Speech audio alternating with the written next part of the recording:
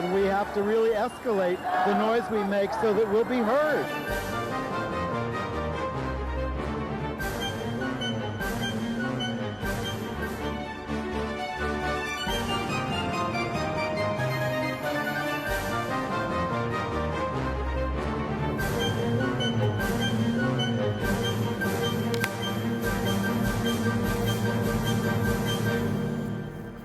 Welcome to Gay USA. I'm Andy Hum. I'm Ann Northrup. What a week.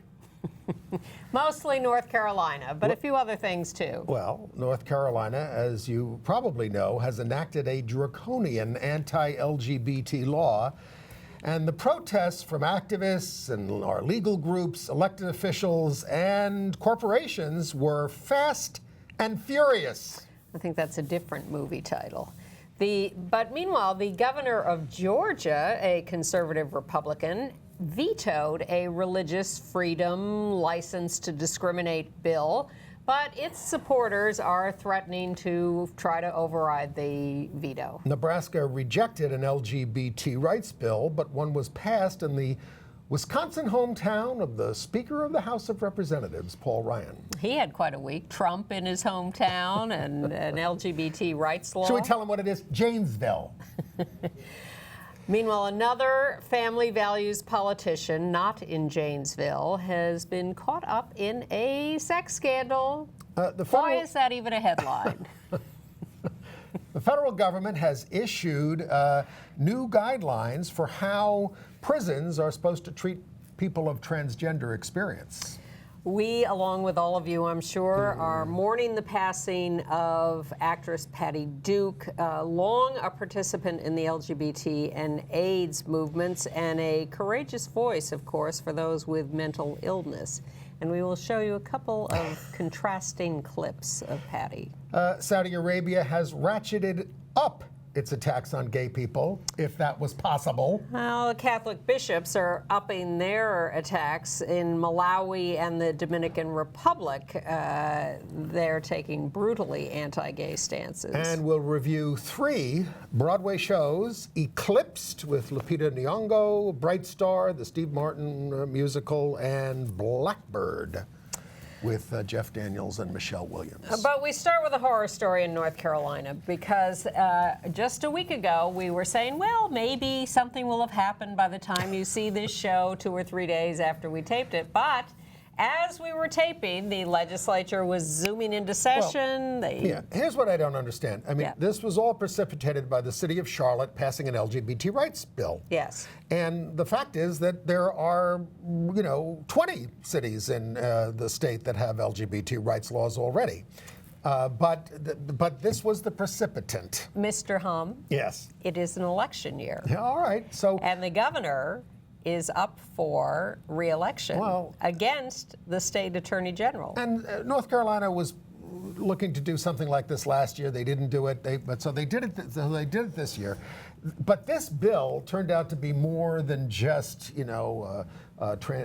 anti-trans bill or a bill that bans gay rights laws. It is extensive.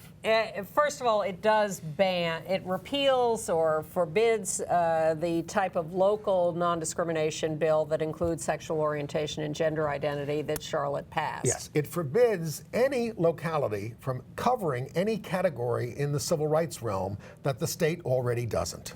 And that includes veterans' rights in some cities. They are bragging about the fact that what they've done is impose a statewide standard, and therefore it is consistent. And surely that is what everyone wants. And Charlotte overstepped its bounds by passing a local non-discrimination bill. They also have to enforce the state human rights law, they have something called a Human Relations Committee, which the state was looking to get rid of. They said, let's hold on to that, and let's deny every person in North Carolina the right to use our human rights law to go to state court and sue for their rights. Now, you can still use federal law, but you can't use the state law in the courts anymore. This is just like unbelievably outrageous. Yes. And it passed, by the way, 84-25 in the House and 32-0 in the Senate because all the Democrats walked out. In the House, it got 11 Democratic votes. And they also, in this continuing spirit of statewide consistency, said you cannot pass a local higher minimum wage than is in the state minimum wage law. You can't sue for discrimination on the basis of union membership or veterans or anything like that. They threw everything but the kitchen sink into this bill, and this was all done in special session, which you're only supposed to call when there's an emergency. And as far as they're concerned, the emergency was in Charlotte, they're going to get into perverts are going to get into they use these terms, are going to get into the bathroom and molest your children. This is an emergency. Well, in fact, maybe what we should do is go ahead and show what the lieutenant governor had to say about this law to show overtly how the administration was talking about the need for this bill. This is Dan Forrest, of the lieutenant governor of the state of North Carolina, explaining. As you probably already know, the General Assembly passed a bill to overturn the radical Charlotte bathroom ordinance. As the President of the Senate, in accordance with the state constitution, I, along with Speaker Tim Moore, called a special session to void the ordinance prior to it taking effect in April. The Charlotte bathroom ordinance was extreme in every way.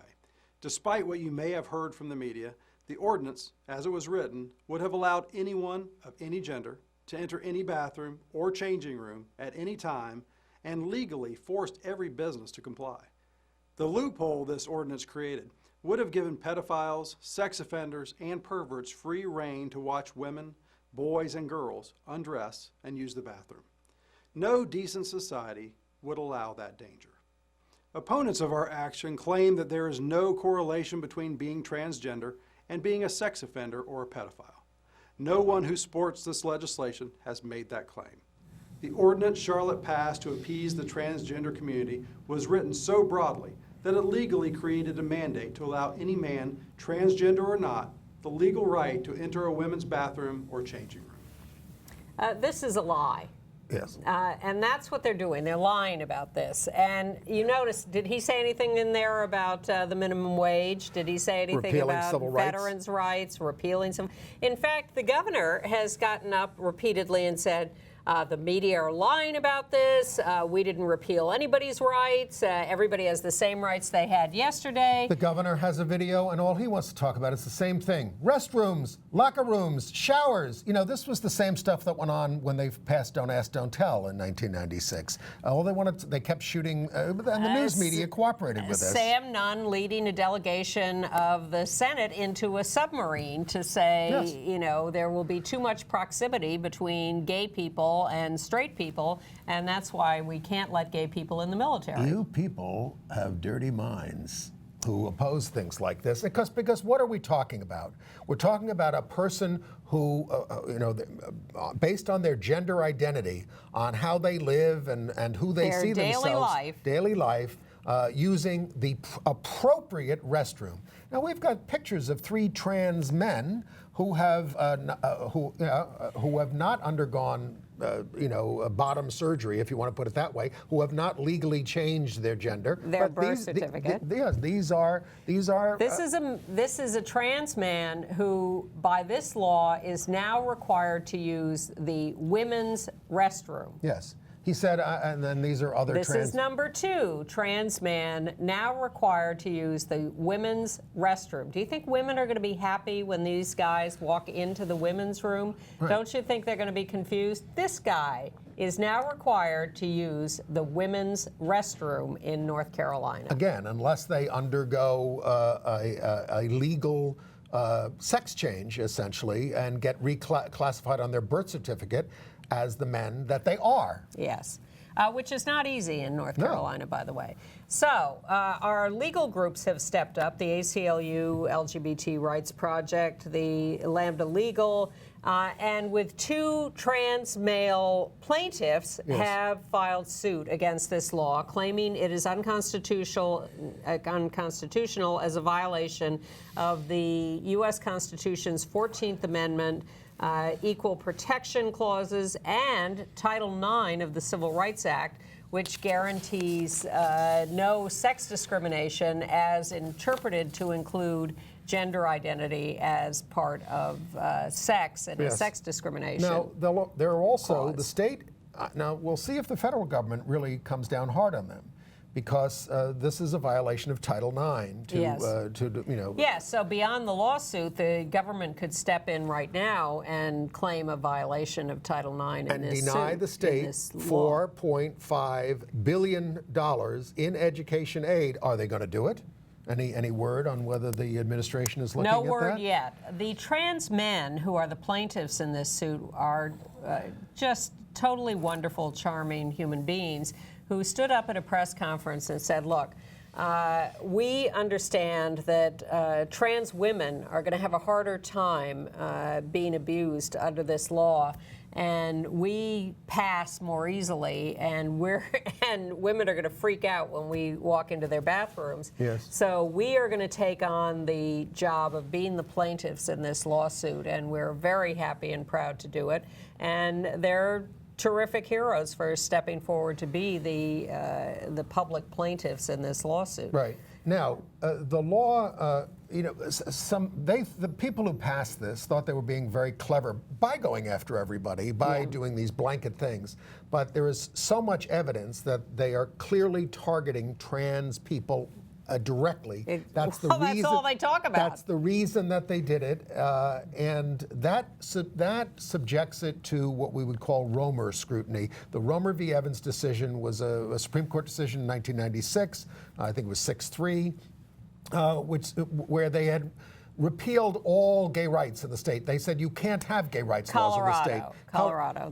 Colorado passed a law that forbid local towns from passing gay rights laws, essentially. Now, so it's not. And the Supreme Court said you are singling people out inappropriately. You're not allowed to do that. You have no good reason to do it. It's strictly animus. It is hatred of LGBT people. Are you talking about Governor Pat McCrory? Because he says we're a state of openness and diversity.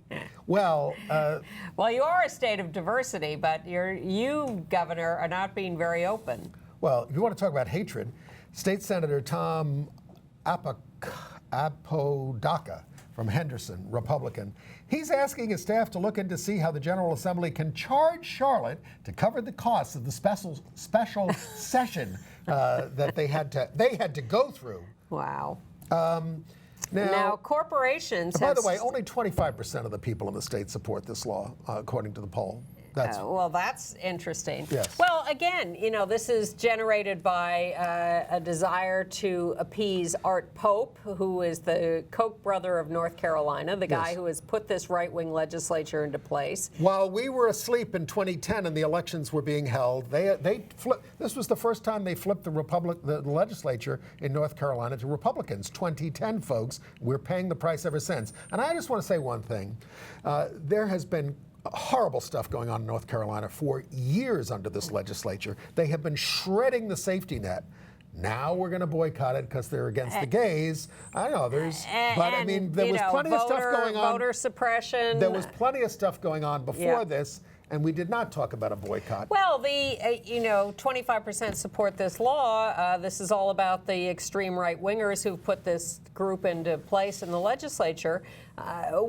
They are powerful people, but they are outnumbered in the state. And the fact that we fall for their nonsense, and by we, I mean the larger we, of course, they get away with this stuff because people don't pay attention. They're seduced by the bluster of people like Donald Trump, and they go to the polls and they just automatically pull levers without any knowledge of what they're doing. Now, the law is strongly opposed by the Attorney General, Roy Cooper. Yes. And he's a Democrat, and he is also the candidate for governor against Pat McCrory. So there's a face-off of this, and the Attorney General says it's unconstitutional on its face, and I'm not defending it.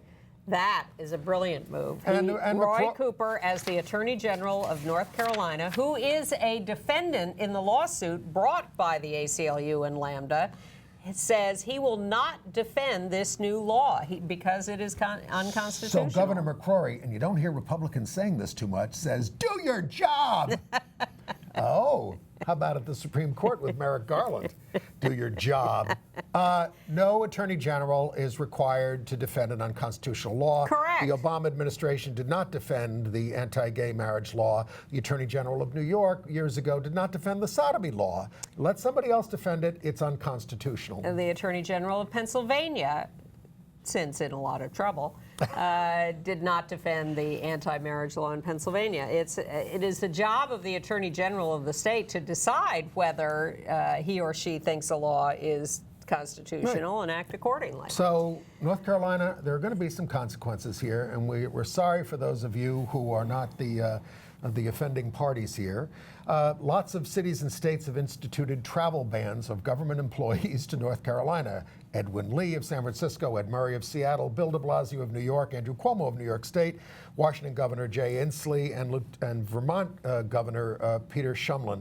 Now, all states have problems, but this is about making North Carolina a pariah until you say uncle.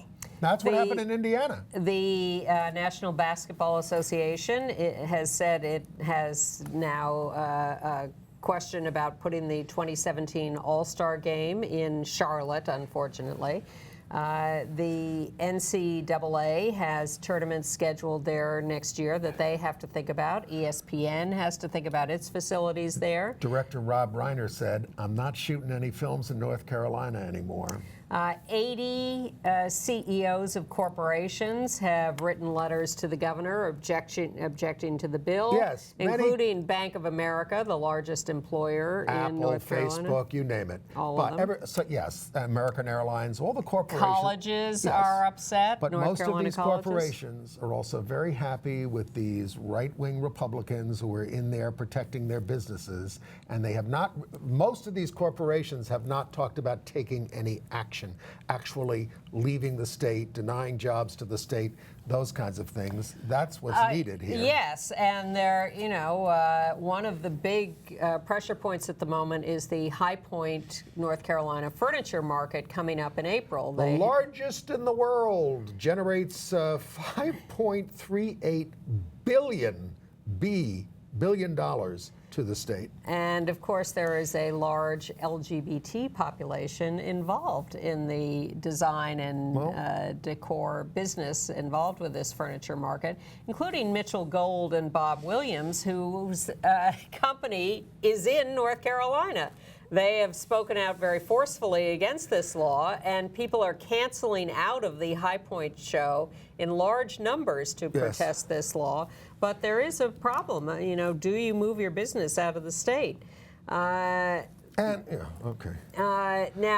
White House has expressed concern, say it sends the wrong message. Hillary and Bernie have made a joint denouncement of it. But in fact, my favorite reaction, and I suspect yours too, is the local residents in North Carolina who have been showing up to demonstrate. And they showed up at the governor's mansion with a spontaneous grassroots demonstration. I think 5 people got arrested. We have a local news report of the demonstration at the governor's mansion. Now, thousands of people showed up to voice their opposition to the new laws. Governor McCrory's office defends the bill he signed. WREL's Adam Owens joins us live with what's unfolded in just the last few hours. Adam?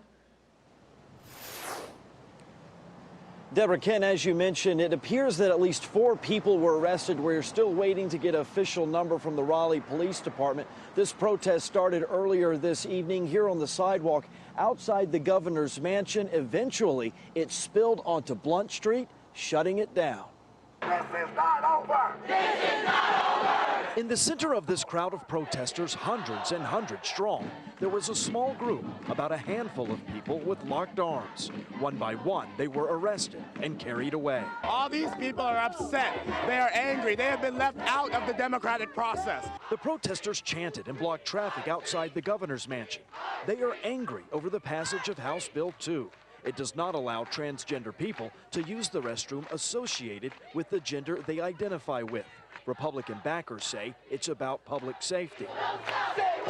but these people call it discrimination. Our communities are strong, our communities are resilient, and our communities want solutions that include them. Opponents of the bill say it eliminates many other discrimination protections for the LGBT community. This is hate and bigotry. Elizabeth Clement says she's not directly affected by this legislation, but she traveled from Charlotte to stand by the people in this crowd who are. This law hurts these people, and then it hurts me. Earlier tonight, we received a statement from the office of Governor Pat McCrory. It says, standing with North Carolina parents who are worried about the privacy and safety of their children will always be a top priority for the governor, no matter the spin by the media, pundits, or politically correct crowd. Protesters say they will continue these kinds of actions moving forward. Back to you. Adam Owens in downtown Raleigh. Shameless. Shameless. And he's already running ads against McCrory, is running ads against Cooper, doing all this toilet stuff and kid stuff and molestation stuff. Well, you know, McCrory is overtly lying about the effect of this law, and he has been challenged at a news conference. He was said, well, he was asked, you say nothing has changed, but in fact, you have just repealed all these local laws and outlawed having them. And he said, I don't know anything about that. I'll have to check that out. Well, he did say in his statement, he said, you know, well, I didn't support everything that was in the bill, but it was an emergency and we needed it, and maybe we can fix it. Now, this is what happened in Indiana, and they eventually had to repeal it if they wanted to get businesses to stop canceling it there. So it's going to go on. The heat is on, and it should be.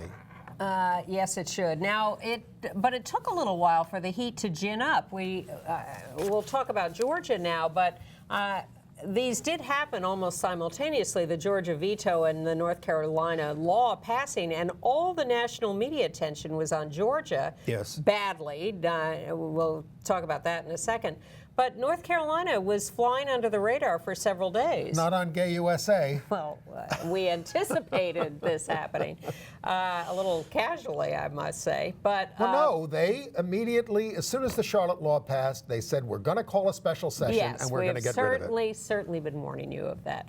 I just didn't think it was going to happen while we were taping last week. But the news media are now catching up and are being vociferous about this, but especially as they see the reaction to the North Carolina law. But it took them a little while to catch on. And they've misreported it in many cases. Yeah. So let's move to Georgia. Well, Georgia was the other front. Now, Georgia's was one of those religious freedom license to discriminate bills, which are very popular around the country. And the governor had been talking for quite some time about how he didn't like this bill, and they worked on a compromise. The compromise was still not acceptable. He used a lot of religious language in opposing it. He did. He said, if God has given us, rights, why does the legislature have to step in to try to amend this? Plus, not just God, but the First Amendment, freedom of religion, is still there covering everybody. Now, last week, I looked at the fact that, for instance, 500 plus businesses had signed a newspaper ad against this law, but I did not see Tyler Perry's name on there, which struck me as somewhat strange. So he must be watching Gay USA, because within 24 hours of our taping this show, I'm sure it's a direct connection, his production company issued a statement. He didn't come out and make a statement, which I'm still disappointed about. But Governor Deal did come out and make a statement, and he said this bill does not reflect Georgia's welcoming image as a state full of warm, friendly, and loving people. I know Governor McCrory feels the same way about his state, but you're actually implementing it. He said it doesn't, and he also said, I don't respond well to threats of paybacks by supporters of this measure. This bill was the top priority of the religious right wing, and they are looking to do an override of his veto if they can. They need 3/5 of the legislature to call a special session to say that there's an emergency. But there's high pressure from the entertainment industry, the tech industries, and the governor's message is, take a deep breath. It is. Well, there's a lot of speculation that he did this veto because of concerns about the state losing a lot of money from companies, for instance, not making films there anymore. But he has been talking about this Yes. from the get-go. He's very pro business. Yeah. And, you know, this is the big conflict in the Republican Party Well, these days, the point is, nationally, the evangelicals and the business interests. I have to believe he is smarter than Governor McCrory. Now, I don't live in either state and never have and don't know these guys up close, but that would be my speculation. We'll find out on Election Day. I guess we will, but I would hope that Attorney General Cooper would get a boost from his courage and insight, which... But he's going to be hammered with these bathroom ads, Yes. which lost us the vote in Houston. And will we respond with things like pictures of trans men and trans women and say, do you really want this trans man in the woman's room? Do you really want this trans woman in the men's room? Or whatever. What are you talking about? I mean, Well, again, a lot of education needs to go softer on. ads have not worked. No. All right. All right. In Tennessee, I think we told you last week that their Religious Freedom Restoration Act, hard to even say that, had failed. But now they are pushing ahead with a specific anti-trans students in the correct bathrooms bill. This would cover not just high school and elementary schools, but colleges as well. It is advancing in Tennessee. It has not reached final passage yet, although given the track record, it could have passed 10 minutes ago, and we'd be saying that next week. Also in Tennessee, they had a secret vote among the Freemasons there, and they voted to keep a ban on gay members. Georgia also has the ban, but Freemasons around the country are very welcoming of gays. Certainly in New York, I have gay friends who are Masons. Right. Well, they threw out a gay married couple in Tennessee out of one of their lodges, and then they reaffirmed the ban overall on gay Masons. Well, in Virginia, Governor Terry McAuliffe vetoed an anti-LGBT bill that was dubbed Indiana on steroids by civil rights activists. Republican lawmakers in the Virginia legislature do not have enough votes to override. But keep your eye on Mississippi, which is likely to be the next state passing the First Amendment Defense Act, which is another religious I thought freedom. it was the Religious Liberty Accommodations Act. Oh, whatever. 6 of 1. Well, faith-based groups could refuse to recognize the marriages of same-sex couples, deny children in need of homes, placement with LGBT families, and refuse to sell or rent a for-profit home to an LGBT person, even if the organization receives government funding. You know, the one reason Deal in Georgia vetoed that bill was he said, look, first of all, it does what's already true, which is says pastors do not have to perform same-sex marriages. And second of all, we don't have a non-discrimination bill in this state, so you're free to go ahead and discriminate anyway. You don't need this bill for that. Exactly. Yeah. Nebraska lawmakers voted against or voted to shelve their LGBT rights law, but it was 26-18, so it was close. This was about workplace discrimination. And in Wisconsin, in Janesville, the hometown of Paul Ryan, Speaker of the House of Representatives of the United States, the Janesville City Council adopted 6-1 a non-discrimination law that includes sexual orientation and gender identity. Right. So they're not afraid of bathrooms. In Louisiana, Democratic Governor John Bel Edwards plans to rescind Republican Governor Bobby Jindal's religious freedom executive order. They couldn't pass a bill there, you'll remember, so Jindal did an executive order on this, which resulted in a lawsuit from the ACLU, which allows businesses and state agencies to turn away LGBT people based on sincerely held religious beliefs. Well, you're leading me to talk about Ted Cruz, because Ted Cruz has issued his 15-point plan for religious liberty. Now, we've told you in the last couple of weeks about his Religious Liberty Advisory Council, which is full of every right-wing nut you care to name. The 15-point plan for religious liberty includes the following couple of points. When Ted Cruz becomes President of the United States, you heard it here first, he will immediately, on day one, as they say, rescind President Obama's executive order that imposed a non-discrimination policy on federal contractors that specifically includes sexual orientation and gender identity. No longer will it be illegal for federal contractors to discriminate against people on the basis of sexual orientation or gender identity. That is something to look forward to. Is that what Jesus wants? Well, according to Ted, it is. And Jesus also wants the federal government not to interpret any Title IX rules against sex discrimination as including gender identity or sexual orientation. Did they have Title IX in biblical times? No, and that's why it shouldn't be in the Constitution. In fact, the Bible is full of a lot of sexist crap.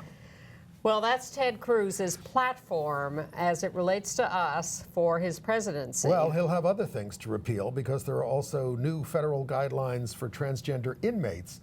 They're using the Prison Rape Elimination Act standards to require that housing decisions for transgender prisoners be made on a case-by-case basis, and that is to be interpreted as not based solely on sexual anatomy.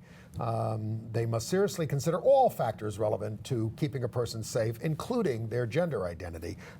This is a victory for the National Center for Transgender Equality and Just Detention International. These things don't just happen, folks. Yeah. Our groups are busy making them happen. And they're making it happen in Delaware, where they have decided to impose a gender identity and expression non-discrimination policy for health insurance companies, that they may not discriminate in their provision of health insurance on the basis of gender identity and expression. In San Diego, the ACLU there sent a complaint letter to the U.S. Customs and Border Protection agency there, stating that the agency has been denying food to asylum seekers awaiting processing at the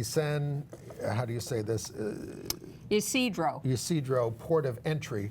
I'm very bad with these San Diego names. A disabled transgender Mexican woman with post-traumatic stress disorder was allegedly denied food for more than 30 hours at the port of entry. That's why we are talking about it. Yeah.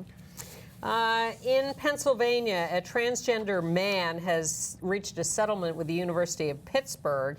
They were throwing him out of the locker room, and they eventually threw him out of school for complaining.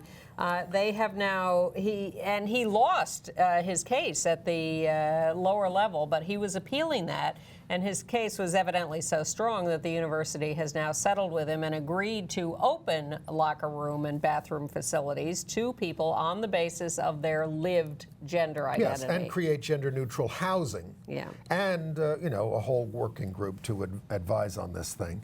And in Los Angeles, we have the second case of a barber shop being sued for refusing to provide a haircut to a trans man on the grounds that we don't give haircuts to women. This is trans discrimination, sex discrimination, go down the list. We heard a disturbing report about an alleged rape of a trans woman at the Stonewall Inn, of all places, in the restroom, or a single-serve restroom. The alleged perp is a man in his 30s who was known to the patrons, but we'll have more on that as the case develops. Yes, and in Los Angeles, again, we have the 7th reported murder of a trans woman, trans man, my mistake, shot by his ex-boyfriend on the street. 32 years old, Courtney Davia Dawson Yoakum. 7 this year reported. In Cleveland, another domestic violence or partner violence murdered. A gay man strangled by his boyfriend. The strangler called the cops as he was in the middle of strangling his boyfriend, and the cops took 12 minutes to arrive, even though he's on the phone saying, "I am strangling my boyfriend, you might want to send the cops." The boyfriend was dead by the time the cops arrived. Awful. Terrible. In Georgia, we told you last week about the case of the 2 gay men who were assaulted by the boyfriend of the mother of one of them, who poured scalding, boiling water on the 2 of them. Severe burns. In the hospital for 10 days, skin grafts.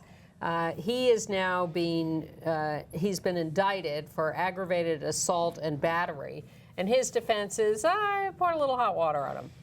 They were in the hospital for 10 days and had skin grafts.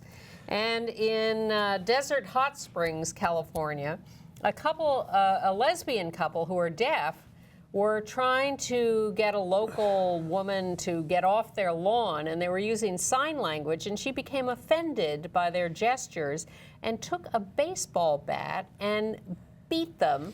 Let's see if I have their... I don't have their injuries, but it was a severe beating. She's been arrested, and their house was broken into the next day, and more violence was done to their house. Didn't we win gay rights last year or something? No, I guess not. I don't know. That's Well, not here's entirely. the good news. Major evangelical leader Tony Campolo, who's quite famous in evangelical circles, has decided that he likes the gay people now. Oh, yeah? Maybe he can talk to some of these perpetrators. We've talked about Tyler Dunnington, a former pitcher for the Cardinals minor league team, gay. And he said that while he was on the team, he heard players and a coach talk about killing gay people.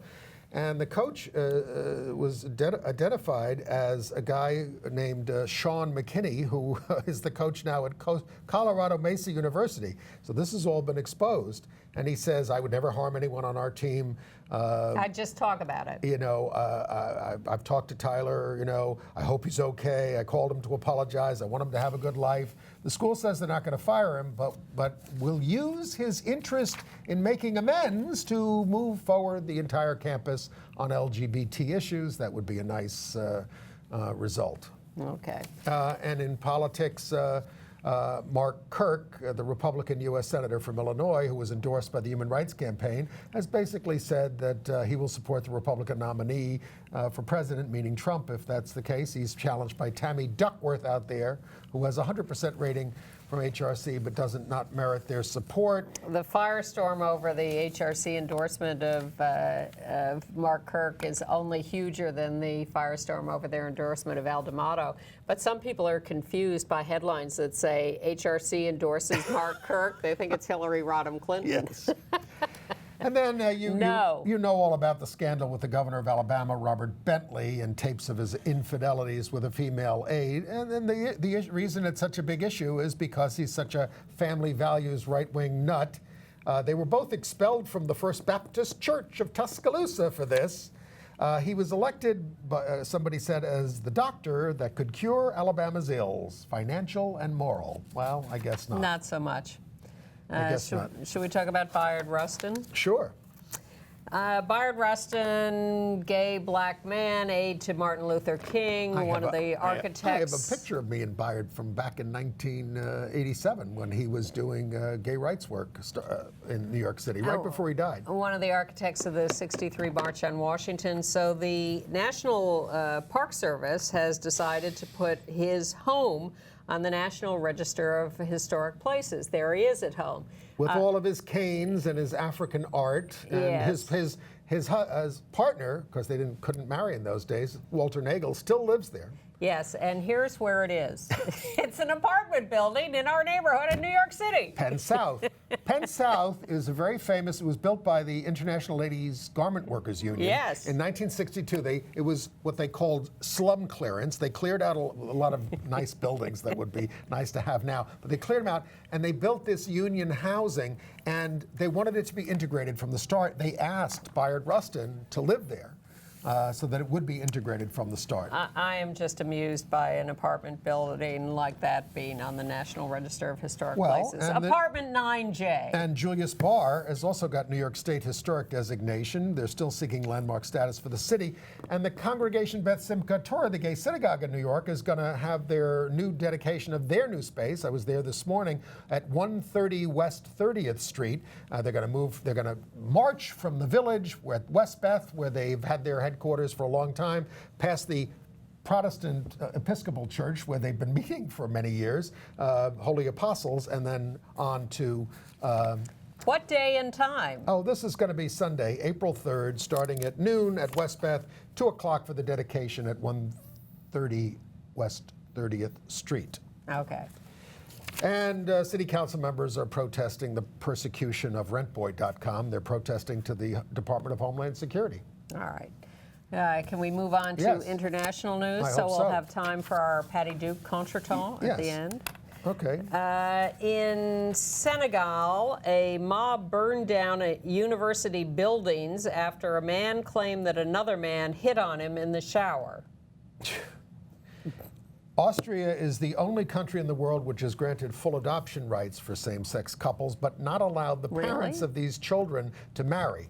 But not allowed the parents of the children. Okay. So legal challenges say it makes children of gay couples, they use the term illegitimate, but so that's what they're suing about.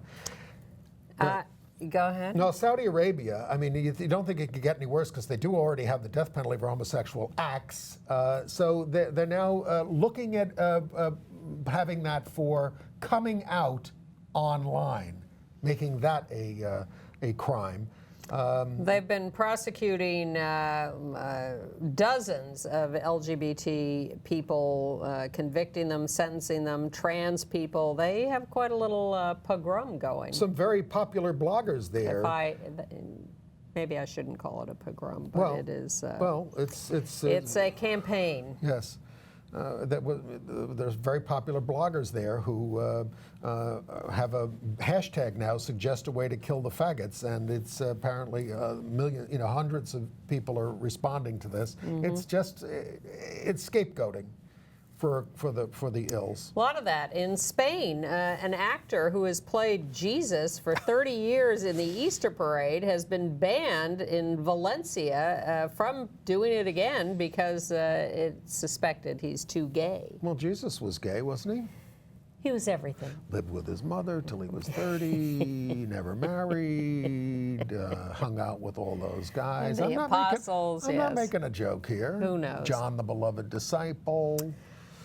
In Mexico, the Soccer Federation is asking fans to stop their anti-gay chants in the stadiums. This has been rampant everywhere in the world. In 2012, the Malawian president in Africa, Joyce Banda, got rid of the laws criminalizing gay sex. The Catholic bishops there have now issued a joint letter that they need to be reinstated, and we have to start imprisoning gay people again.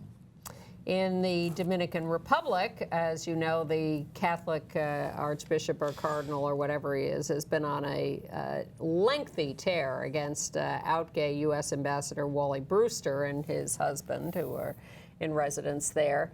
And it's like every day he's referring to these faggots in the newspapers. He refers to the ambassador as the little faggot. Yeah. And this is on the front page of the paper every day. And schools run by the churches have banners out, Wally Brewster not welcome. You'd think the Pope, Mr. Who Am I to Judge, would have something to say about this, but not that we know of. But dozens of U.S. representatives have signed a letter to the President of the Dominican Republic supporting Ambassador Brewster. Right. In Argentina, at the time Obama went to visit and do the tango, Argentina announced that it is joining the Global Equality Fund for LGBT rights, which means it's a country that contributes to the fund to promote LGBT rights around the world. That's a good thing. And in Thailand, a gay married couple, one American and one Spanish, are suing for custody of their daughter born to a Thai woman who agreed to be a surrogate for them. She now wants to keep the baby when she found out the parents were gay. The baby was born 14 months ago. The American is the biological father of the child, and they used an anonymous egg donor mom. So the woman who was the surrogate doesn't have any biological relation to this child, but she's holding on to the child, and they've been fighting this for 14 months. All right, AIDS news? Well, in Albany, New York, they're fighting over the budget, and 6 AIDS activists were arrested outside Governor Cuomo's office for his failure to deliver on the budgetary promises to fully fund this issue of ending AIDS by 2020. They want $20 million for programs and $50 million for expanded housing assistance and nutrition programs. So stay tuned about that. And speaking of Albany, I forgot to mention that our friend Danny O'Donnell, who's an assembly member up there, he has a bill to ban all state travel to any state that has one of these religious freedom laws that discriminate against gays. But we'll see where that goes. I will only point out that New York State does not have, it has an executive order, but not a law yet protecting gender identity and expression from discrimination. Correct. In San Francisco, there's a new service that's popped up. It turns out it can be hard to get Truvada as PrEP, as pre-exposure prophylaxis. A lot of doctors don't know about it. They want to put you through a lot of hoops if you request San Francisco? it. Yeah, all over this is a problem. Okay. So, so San Francisco, there is a new service that has been created to try to help with this. It's called NURX, N-U-R-X. You fill out a survey online on a mobile app. You have to give some blood tests. You have to give some kidney. Yes. And they will, in fact, send someone to your I need a new house. phone. Send somebody to your house to take your blood for testing if you want. But they will then give you a Truvada prescription and deliver it to you. They're calling it Uber for Truvada. What hath God wrought? Well, it's an attempt to circumvent an unresponsive system, and I think it's creative and clever. But people have a right to figure out what kind of protection they're going to use and have access to it. Well, they've been doing a fairly good job in San Francisco in getting infections down. All right, entertainment news. Well, James Franco says he's gay in his art and straight in his life. And he says, I'm also gay in my life up to a point of intercourse. And then you could say I'm straight. Okay, well, thank you for clearing that up, James.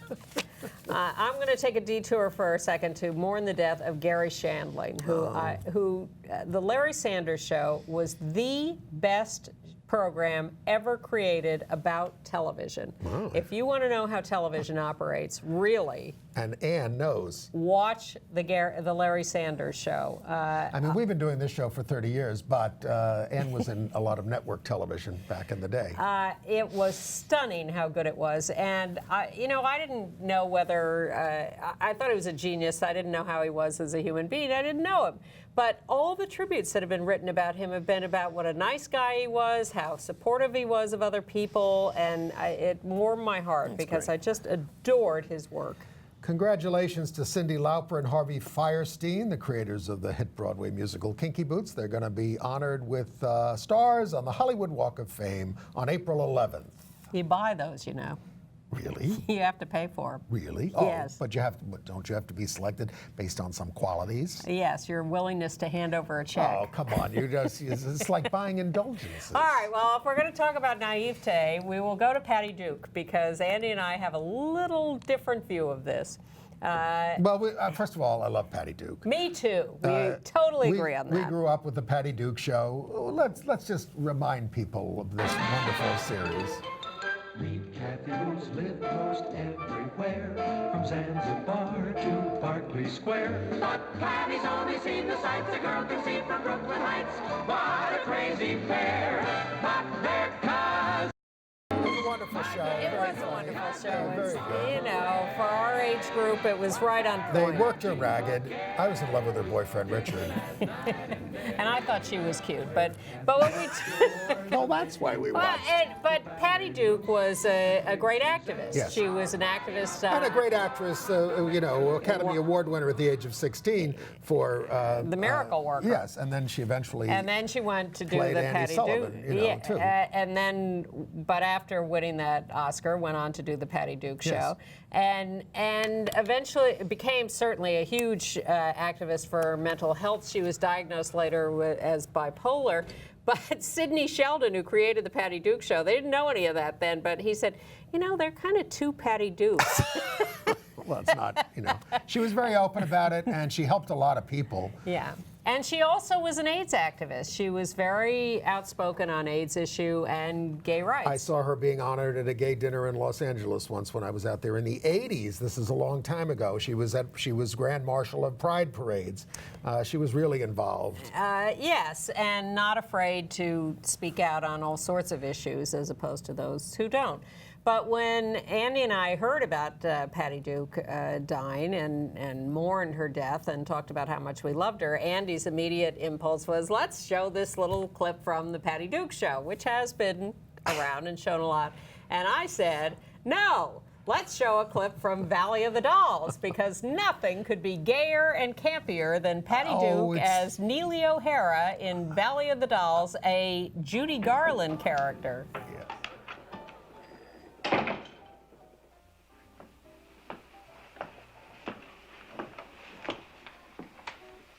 Who are you hiding from, Helen? The notices couldn't have been that bad. Sure just needs a little doctoring. Don't worry, sweetheart. If it flops, I can always get you a job as understudy for my grandmother. Thanks. I've already turned down the part you're playing. Bull. Merrick's not that crazy. You should know, honey. You just came out of the nut house. It was not a nut house. Look, they drummed you right out of Hollywood. So you come crawling back to Broadway. Well, Broadway doesn't go for booze and dope. Now you get out of my way, because I've got a man waiting for me. That's a switch from the fags you're usually stuck with. At least I never married one. You take that back, you Get your hands off me. Oh, my God. It's a wig. Give back my head. Her head, let me see it. Give me. Hey, take me as a redhead. Give me that, damn you.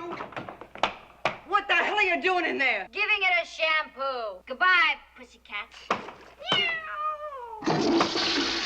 God, she's throwing it in the can. I'll kill her.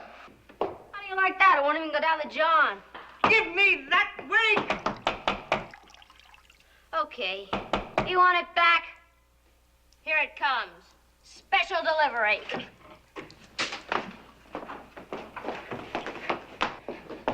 So long, Granny. I'll tell your boyfriend not to wait. Who wrote that thing? She was 20 years old when she did that. Thing? 20. Who wrote that screenplay? That is the most famous cat fight. I know. It's so cliched. Come on. It's not. I want to remember her as Helen Keller. I want to remember her as Patty and Kathy. Patty and Kathy was not cliched? No, I thought it was fun. It was a sitcom. Yeah, all right, but it was a good one. Well, Valley of the Dolls was a classic, too. So thank you, Patty Duke, for all your performances. All right, let's talk about some performances that we saw this week. Okay. We finally saw Eclipsed, which is the play about the Liberian Civil War in around 2003 with Lupita Nyong'o. These women are portraying the forced wives of a warlord. It's a pretty grim situation, which has a lot of humor in it. I thought it turned out to be a sitcom. The Real Housewives of Monrovia. Yes.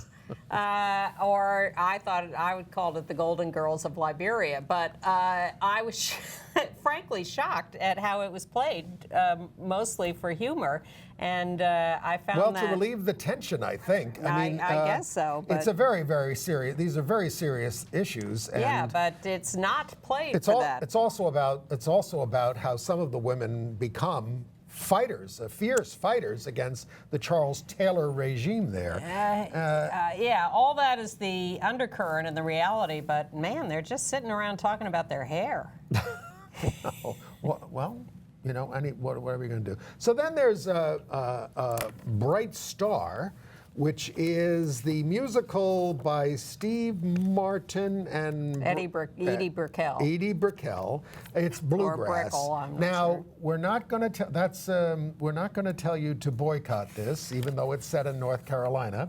But it's about the supposedly true incident that strains credulity of a child getting lost and all this kind of stuff. It's what do I want to say about it? It's hard not to be moved by the ending. Let me just say that. But it's kind of if you hang around that long. No, it's kind of preposterous. I mean, the music is sort of is good, but it's kind of preposterous. And Okay. that's gonna hurt it. And then Blackbird. Now this is a revival. It ought to be that's Jeff Daniels there and Michelle Williams. It ought to be renamed Squirm, because that's what you want to do through the whole thing. She plays a young woman who's confronting him about having screwed her when she was 12. She just finds him. He has changed his name. This is before sex offender registries. She finds him and confronts him in his office. Again, it's very serious stuff, very difficult to watch, but it didn't really keep me on the edge of my seat. But they're very able performances. I don't know why Jeff Daniels would want to do this again. He's the one who did it in the first place. Mm-hmm. Then I've got a picture of Marie Antoinette to show you. From this is a painting by Vigée Lebrun, the French court painter. This is a big woman's exhibit. She's a woman painter at the Metropolitan Museum to May 15th. It's controversial. This was the most controversial painting of Marie Antoinette because they portray her in a chemise. They immediately it was considered too risque. They immediately had to remove this. She redid the whole thing, painting her in a gown. But I show it to you just because these are the things that used to upset people in the late 1700s.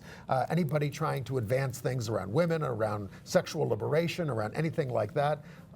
That's why, but it's a wonderful big exhibit there at the Met until Now we May have 15th. controversies of Kim Kardashian tweeting naked pictures of herself. Or Ted Cruz tweeting naked pictures of Mrs. Trump. Yeah. What else is going on in show business? Nathan Lane's coming back to Broadway in the fall in The Front Page with a great cast. Yeah, who else? John Slattery, John Goodman, Jefferson Mays, Rosemary Harris, and Sherry Renee Scott. That is quite a cast. Now, are they going back to the original script where Hildy is a man? Is he know. Hildy, or is it don't the know. Rosalind Russell woman reporter version? I don't know. I'm going to guess that they're going back to the original, and Nathan Lane is playing the Rosalind Russell role. Okay. Sean Hayes, who has been doing Act of God, which is the play that who did on Broadway? Come on. Yeah. Yeah, you know who it is. This is terrible. I'll think of this by the end. He's going to be doing it in New York now, starting May 28th for 14 weeks at the Booth Theater. Neil Patrick Harris? No. Jesse Tyler Ferguson? No, you know, the guy from the nerdy show with the scientists and, you know. Oh, yes. Yes. Yeah. Well, this is terrible when you get to be old, and you all know who we're talking about, so we don't have to say it who it is. I do know who you mean. And then there's a show called The Prom about a girl who becomes an outcast because she wants to take a female date to the prom. Mm-hmm. This is going to have this is going to be playing in Atlanta at the Alliance Theater in August, and it's going to come to Broadway, they say.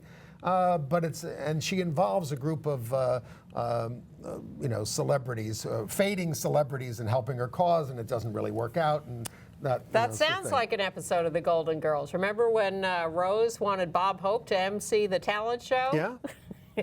And said he was her father?